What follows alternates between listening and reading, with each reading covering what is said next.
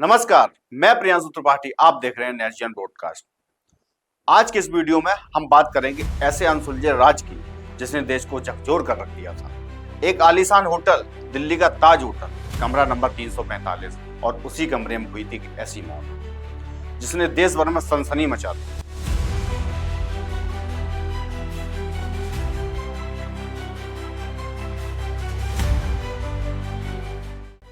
17 जनवरी 2014 की रात कमरे का दरवाजा बंद था, फोन बंद थे और बिस्तर पर पड़ी थी सुनंदा पुष्कर।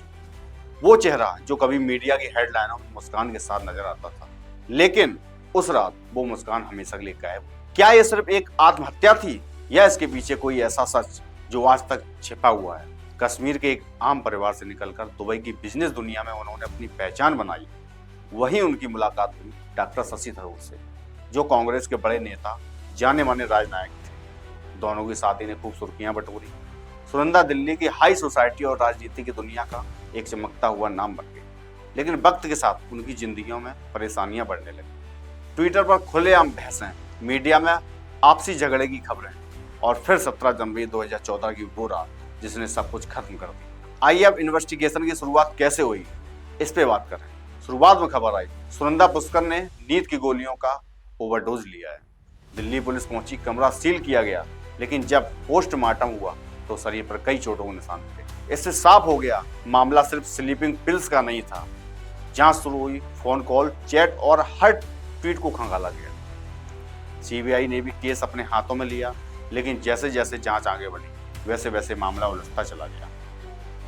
शशि थरूर ने कहा, यह मेरे लिए एक व्यक्तिगत त्रासदी है, लेकिन सोशल मीडिया पर यह केस बन गया एक नेशनल मिस्ट्री।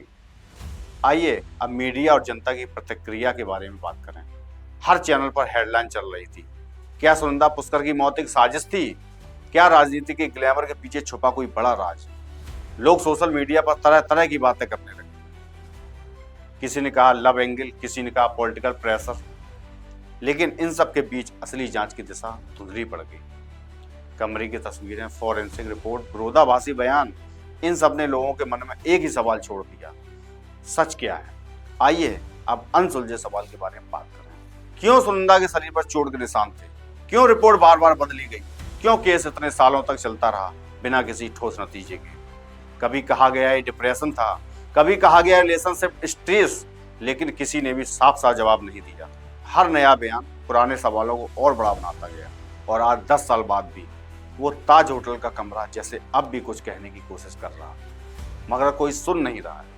सुनंदा पुष्कर एक नाम जो कभी रोशनी में था, आज रहस्यों के अंधेरे में खो गया। एक औरत जो सिर्फ प्यार और सुकून चाहती थी, वो राजनीति, मीडिया, अफवाहों के बीच कहीं गायब हो गई। शायद ये सच कभी सामने ना आए, लेकिन जब जब हम किसी खबर को सिर्फ गॉसिप समझकर छोड़ देते हैं, किसी ना किसी सुनंदा की कहानी अधूरी रह जाती है। ये कहानी सिर्फ एक मौत की नहीं थी, ये कहानी थी एक इंसान के दर्द की, मीडिया के शोर की, सिस्टम की खामोशी की। जुड़े रहिए नेशन ब्रॉडकास्ट के साथ, जहां हर खबर के पीछे छिपे सच को हम आपके सामने लाते हैं बिना किसी डर के।